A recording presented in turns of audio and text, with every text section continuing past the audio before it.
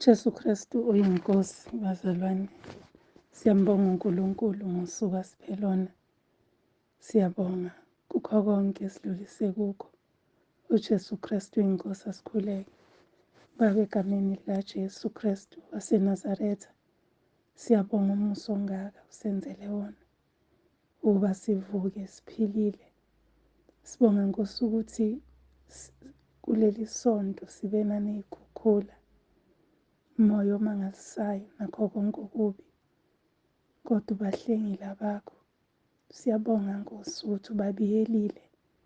Siyabonga Nkosi siletha udumo kuwe. Ngempela singayaphi uma singasuka kuwe. Sibone wenza umsebenzi omkhulu ngendlela emangalisayo.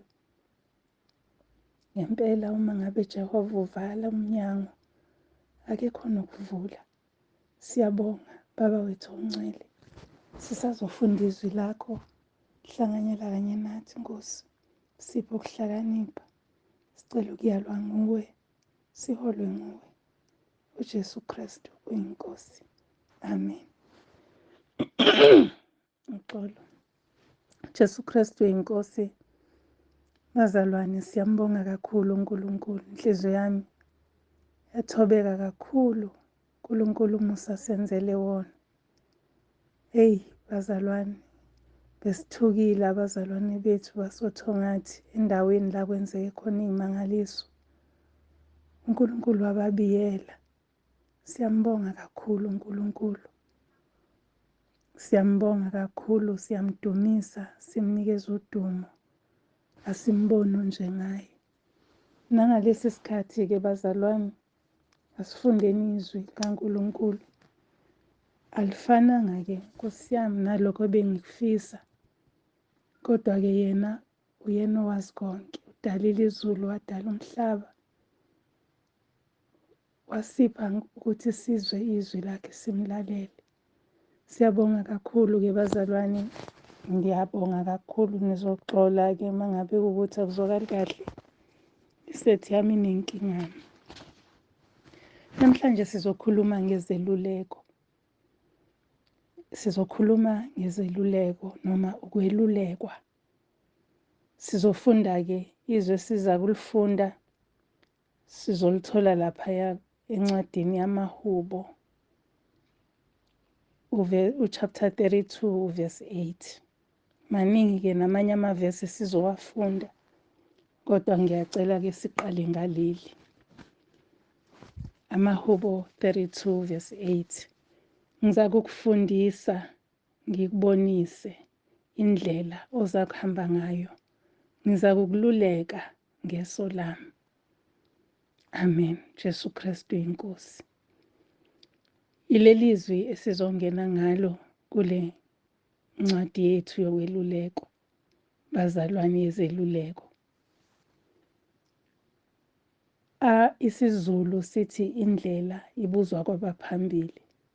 Kusuke kushiwo ukuthi izeluleko ungazithola kwabaphambi kwakho. Uthi-ke la uNkulunkulu ephendulana noDavide, uthi ngizokululeka, ngizokufundisa, ngikubonisa indlela ozohamba ngayo. Ngizokululeka ngeso lami. Kusho uJehova uqobo lwakhe, Dala weyinsuku. Umavula kungavala umuntu. Kusho yena uqobo, uthi ngiza kukululeka ngeso lami. Uma ngabe sifunda siqhubeka ngezeluleko, ziningi-ke maningi amavesi akhuluma ngezeluleko engithe ngiyawabheka. Akhuluma kakhulukazi kwizaga, kuyakhulunywa kakhulu ngokwelulekwa. Kuze kufike nokuthi lapho kungekho khona ukululekana masayachitheka. Izaga 15 verse 22 lithi lapho kungekho khona ukululekana, amasu ayachitheka, kepha ngobuningi babeluleki ayakuma. Kanti kuyini ukwelulekwa? Uthi uJehova ngizokululeka ngeso lami. Kanti kuyini ukwelulekwa? Sivamile-ke bazalwane ukuthi mangabe siney'nkinga sibuze kwabanye, sithathe imibono yabo, izeluleko zabo lapha nalaphayana, uthi usibanibani uthe angenza ukuthi, usibanibani uthe ngenza ukuthi. Ngesinye isikhathi kuba kubi ukuba nabaluleki abaningi, kodwa ukhona umeluleki omkhulu, umnikazi wezeluleko, uJehova Sebawoti igama lakhe, unguye enginguye.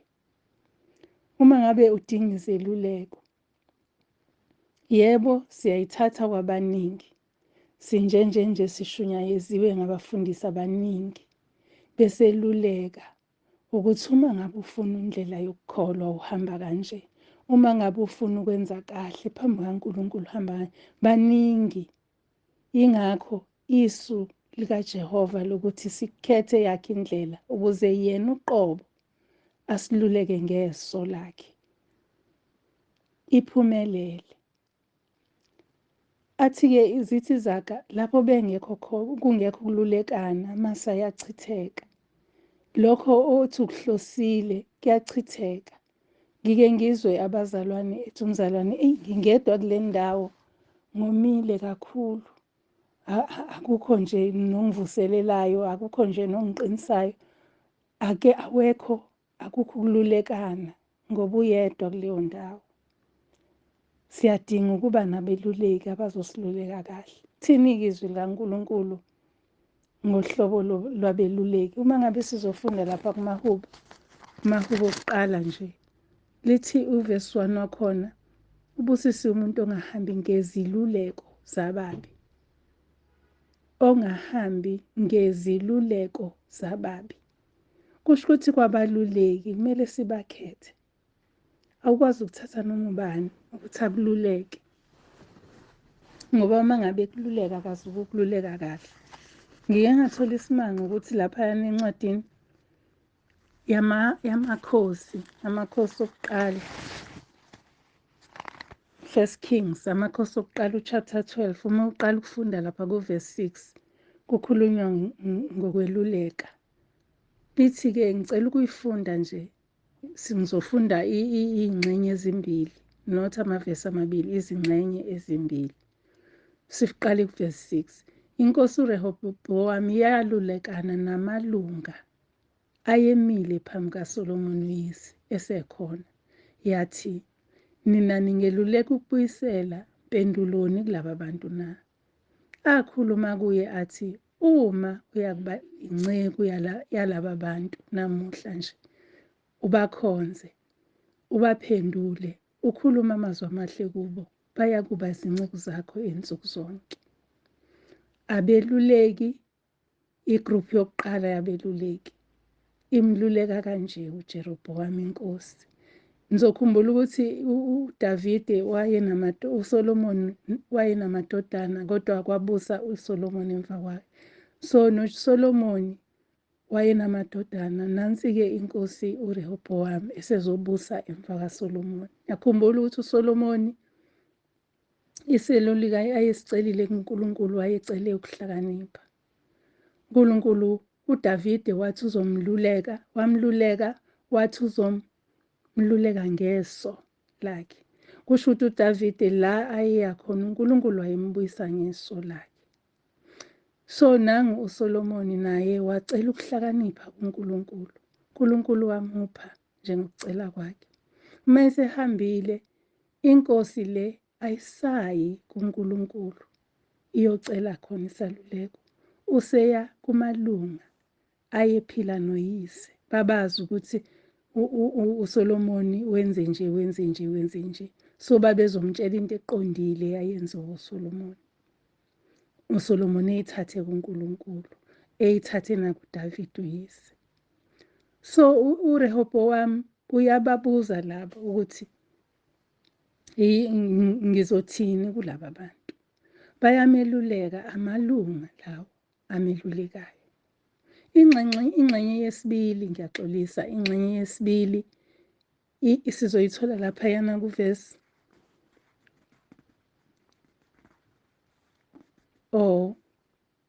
sizoyithola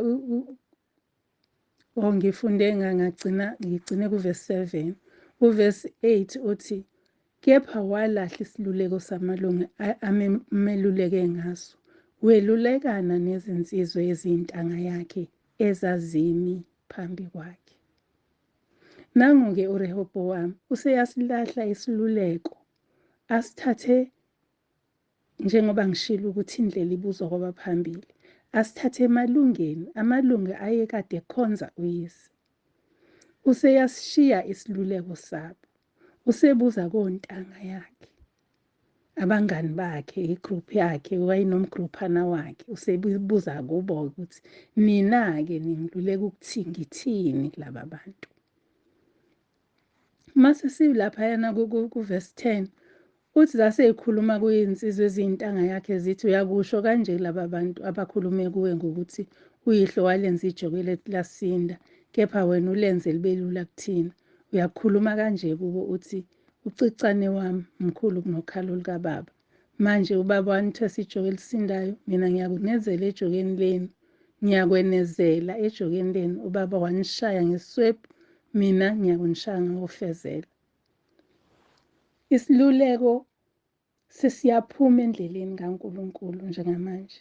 Uma uyilalela le ngxoxo, inokwedelela nje phakathi ukuthi ungakhuluma nesizwe sonke ukuthi umunwe wami mkhulu kunokhalo lukababa. Cicane. Angazi ukuthi ngizoyibeka kanjani, kodwa izwakali kahle. Kusho ukuthi igroup yesibili yabeluleki ngabaluleki abangalungile. Sifundile laphayana kumaHubo 1 uverse 1 sathi, busisiwe umuntu ongahambi ngezeluleko zababi, ongemi endleleni yezono, ongahlali enkundleni yabaklolodayo. Uma ungabe usuhlukanisa iy'nhlobo zombili zabaluleki, abeluleki abahlukene laba. Abanye baluleka ngobuqotho nangokulunga, abanye baluleka ngendelelo njengokwesikhathi sabo.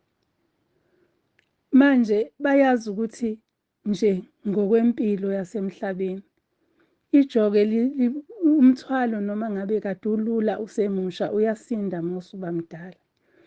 Ngikhuluma ngo-25 litha, besibathwala u-25 litha bamanzi sisebancane. Njengamanje angikhoni ukuthwala u-25 litha, sengimdala.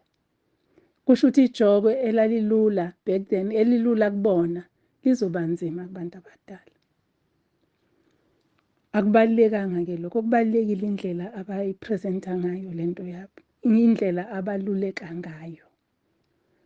So bazalwane, namhlanje manginikezwa lesi sihloko, inhliziyo yami iyajula ukuthi ngani Nkosi, kukanjani Nkosi uzothi sibe nabaluleki?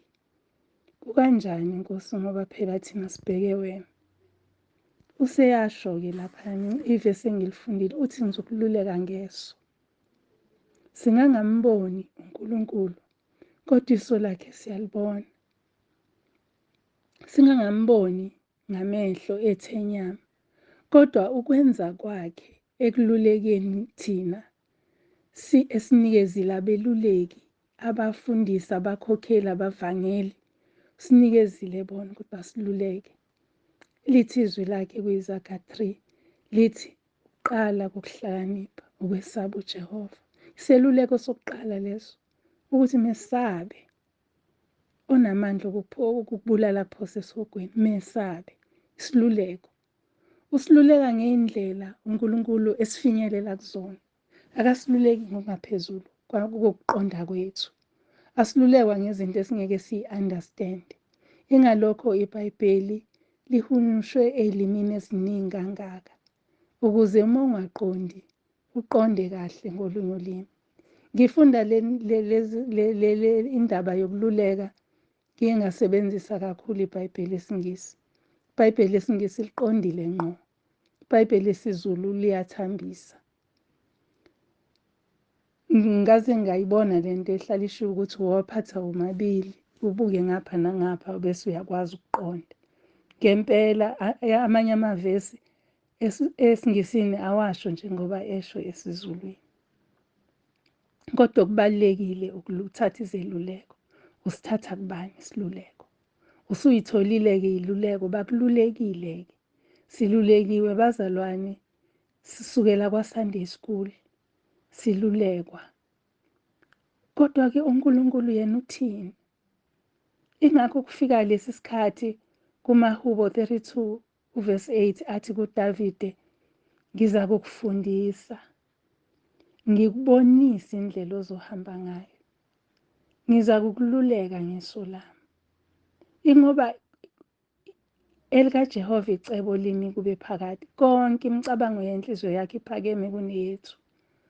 So yena wazi ngaphambili, futhi usithembisile ukuthi kuyoma lokho esizukulwaneni ngezizukulwane.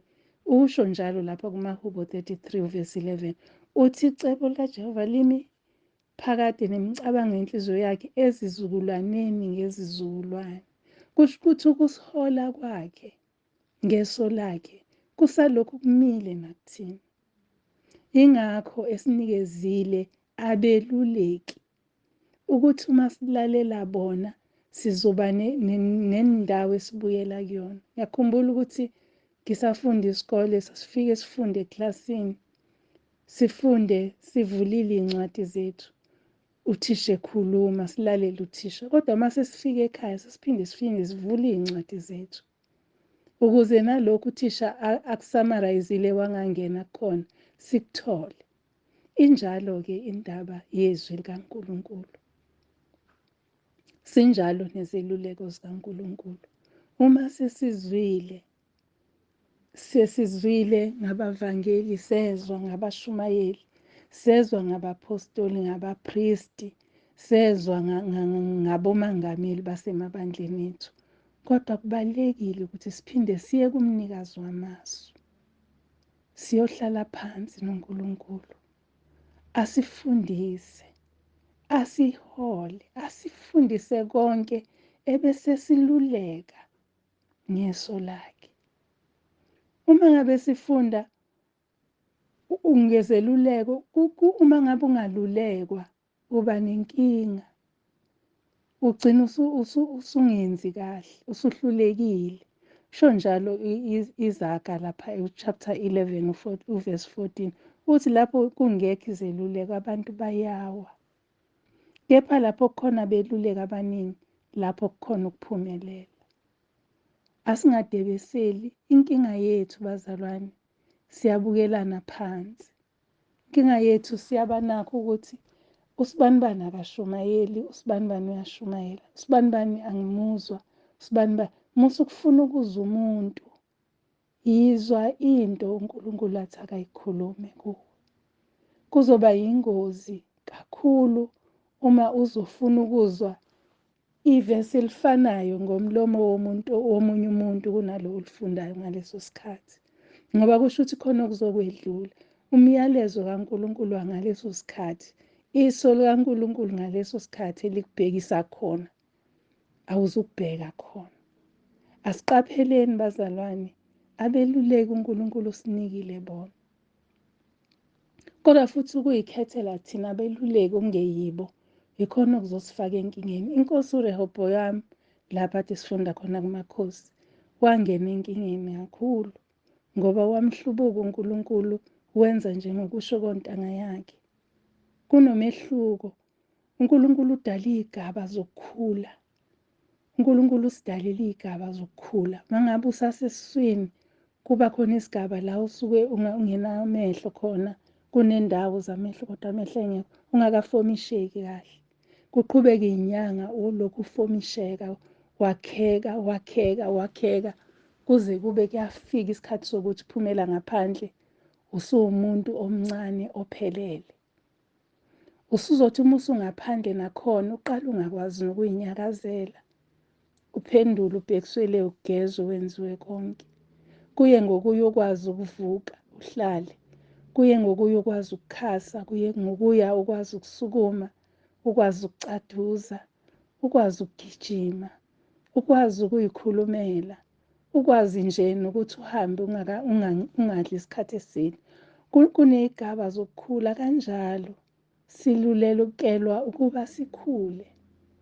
Kanjalo ukululekwa kwethu kuya ngey'gaba zethu. Kanjalo nezeluleko esiyitholayo ziya njengokukhula kwethu. Kufana njengokuthi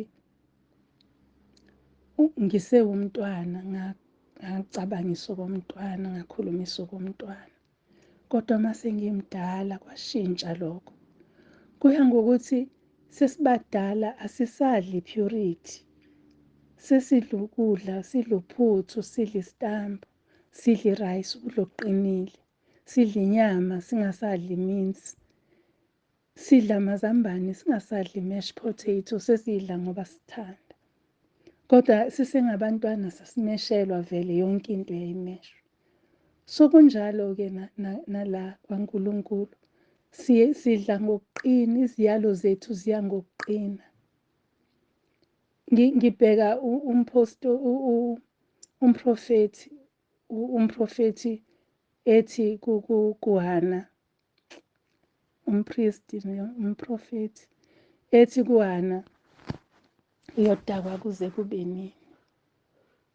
Omunye umuntu lalingamdikebalisa lelo gama, ngoba wayehlezi eza endlini yokukhonza ngesikhathi esifanele njalo ngonyaka, minyaka yonke. Lisho njalo iBhayibheli lithi minyaka yonke u-Elkanah wayethatha amakhosikazi ney'ngane bahambe bayokhonza uNkulunkulu, bahambise iminikelo. So minyaka yonke wayembona. Kodwa namhlanje umbuza leli gama elihashi, eliqinile, uthi uyodakwa kuze kube nini? Ey'ntweni zonke udakuza ukhala inyembezi ethempelini. Kodwa akuzange kumdikibalise uHana. Kunalokho kwamnikeza ithemba. Bazalwane, silinyazwa ubala. Sithatha imicabango yethu siyibeke phambili, kanti kaNkulunkulu imicabango ayifani neyethu. So izeluleko ezifanele yilezi zeluleko othi uma usuphindele emuva eBhayibhelini lakho uzithole zimile. Uma usuphindele emuva ukuzwe ube kukhulunywa umvangeli endleleni. Uma usuphindele emuva ukuzwe ade kukhulunywa ngade beshumayela erenki noma ebhasini noma esitimeleni. Usuphindele emuva usu-check eBhayibhelini lakho.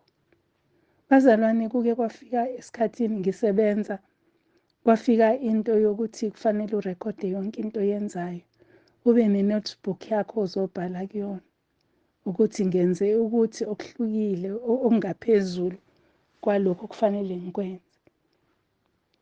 Yayisigqilaza kakhulu leyo nto, yayingigqilaza kakhulu leyo nto, ngoba mina ngangithi uma ngiphuma endlini ngithi Nkosi angibe yithuluzi esandleni sakho. So yayingigqilaza le nto ukuthi ngizobhala in such a way ukuthi ngangigcina ngikhohliwe nje ukubhala altogether, because konke kumina kwakuyilokhu kusuke uNkulunkulu ebefuna ukuthi ngikwenze. So now uma ngabe sihamba siphethe ama-notebook, umuntu uma yesha ivesi uyalijotha down, ulibhale kule notebook yakho. Uyafika ekhaya uyalifunda. Ngesikhathi ulifunda, ulichazile mhlawumbe elichaza, kodwa ngesikhathi elifunda uNkulunkulu uzokhuluma nawe direct, ngoba phela liyizwi iBhayibheli.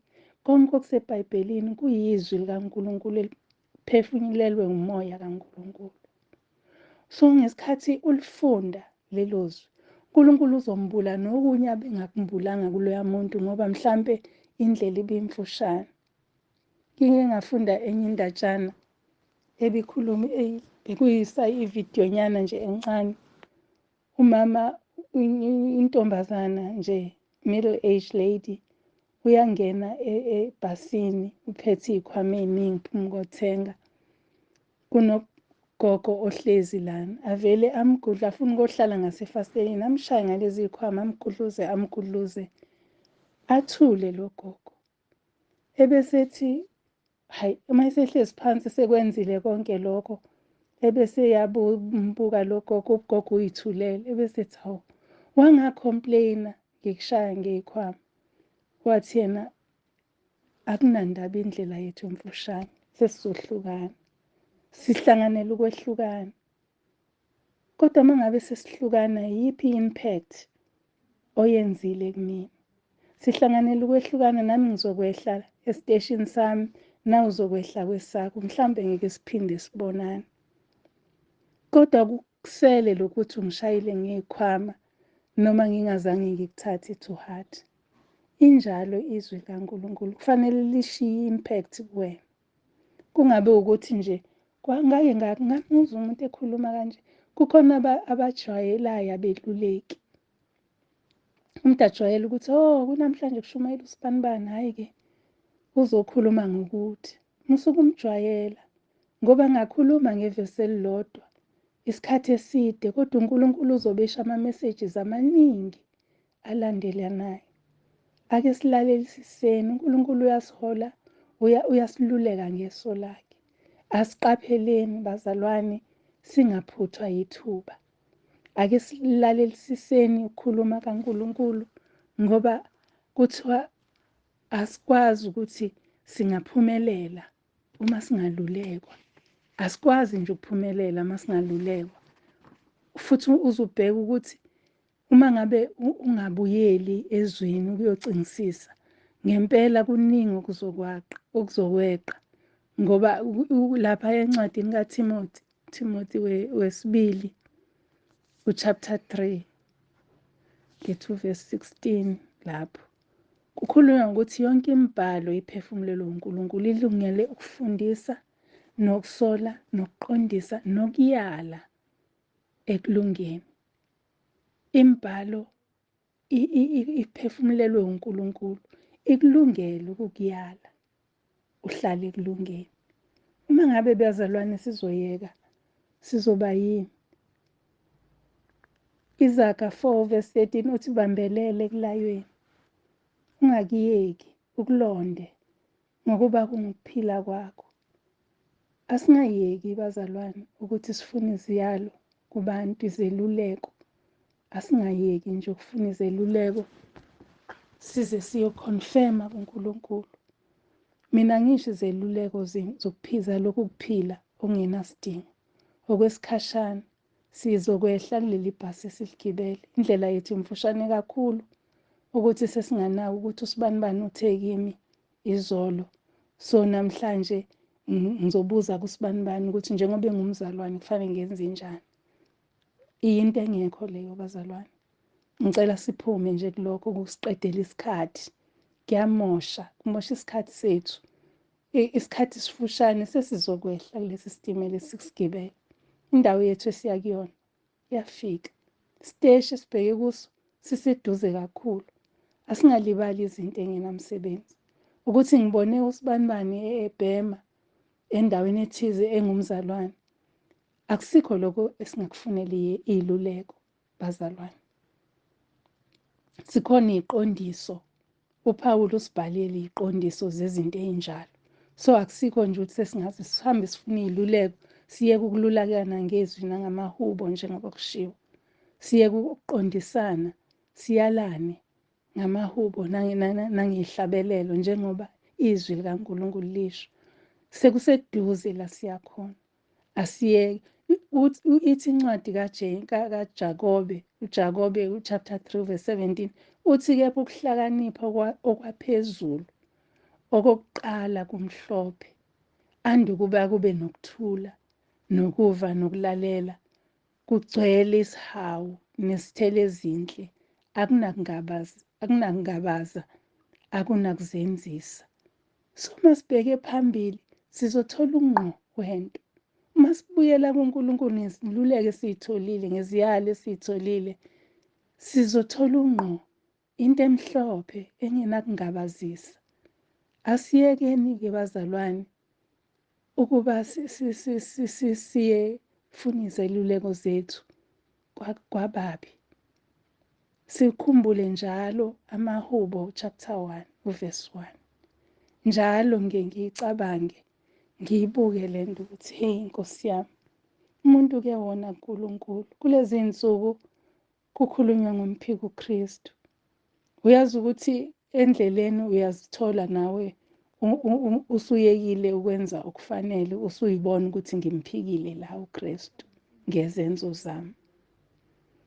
Kulikaningi sibuza abanye bethu sesike saya nasekubathandazi, saya yini lento ukozangoma, saya kwababonayo labo kuthiwa ngabamanga impela. Besiphika uKristu yonke leyo ndawo bazalwane, besimphika nje uKristu. Once waphatha isigubhu nje waya kumthandazo usumphikile uKristu, ngoba ususho ukuthi uKristu ucontained, uhlala la esigujini. Mhlawumbe uthola uvaselini, uKristu wakho ucontained, uhlezi la kuvaselini. Bazalwane, asiqapheleni. Kuthiwa uma ngabe bengekho abaluleki, amacebo awaphumeleli, amasu ethu awaphumeleli inhlobo. Akuqhubekeki endleleni. Ngoba uzohlala la, uthi uJesu uyangithanda, uhlale la. uJesu uyangithanda, kuthiwa ukholo ongenamsebenzi kufile. Somehow you have to do something. Ngike ngathinteka kakhulu, ngithindwa yizwe lakhulunywa, ngicabanga ukuthi ngesonto. Hhayi ngesonto leli, angisazi ukuthi nini, kodwa kwakuyisonto. Kuthiwa ukuthi khulunywa ngomnikelo, ukuthi siyawukhetha sithathe omncane kunabo bonke. Uma ngabe usakhetha, kuthiwa uma usakhetha usho ukuthi uJesu umnikela wenza ulinganisa nama-coins lawo owakhiphayo. I was so touched bazalwane, ngathinteka kakhulu. Kuningi okusiveza singumphiki uKristu. Sengathi besingakhuleka, sikhuleke sijule, sivume ukululekwa ngeso likaNkulunkulu, sivume ukubambelela esifundisweni, sivume ukwenza intando kaNkulunkulu. Jesu Kristu inkosi, asikhuleke. Siyabonga Baba wethu ongcwele, izwi lakho sikunikeza udumo nantambama. Akekho ofana nawe ubengasifundisa ngale ndlela, akekho futhi ongalinganiswa nawe. Umsa wakho ungaphezu kokucabanga kwethu, umsa wakho ungaphezu kokuthi singaze sibheke, sizame ukulinganisa. Siyakubonga Nkosi nangokusihlenga usiphephisela abahlobo bethu. Siyakubonga nangokusigcinela imindeni yethu. Siyakubonga Nkosi nangokupha abantu amandla okwenza imisebenzi obabeke kuyo. Siyakubonga Nkulunkulu wethu, akekho bengakwenza ngaphandle kwakho. Sibongile somhlekazi, udumo lukufanele nezibongo zinye zakho. NgoJesu Kristu inkosi yethu, uJesu Kristu uyinkosi. Amen. Ngiyabonga bazalwane, ngiyaxolisa ukudlula esikhathini ngidla idatha. uJesu Kristu inkosi.